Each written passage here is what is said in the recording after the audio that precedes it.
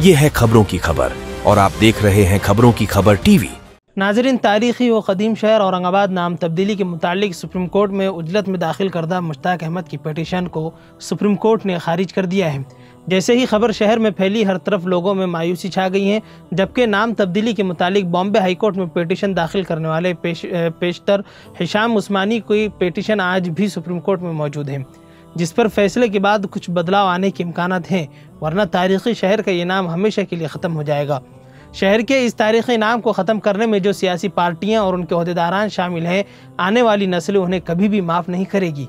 तफसील के मुताबिक औरंगाबाद तब्दीली नाम का मामला गुज़िश्ता 2 सालों से बॉम्बे हाई कोर्ट में ज़ेर समाअत था, लेकिन बॉम्बे हाई कोर्ट ने लंबी समाअत के बाद फैसला खिलाफ में दे दिया था, जिसे सुप्रीम कोर्ट में चैलेंज करने के लिए कुल जमाती विफाक के बाज़ाब्ता सुप्रीम कोर्ट ने बग़ैर समाअत के मुश्ताक अहमद की जानिब से दाखिल करदा पिटीशन को खारिज कर दिया है।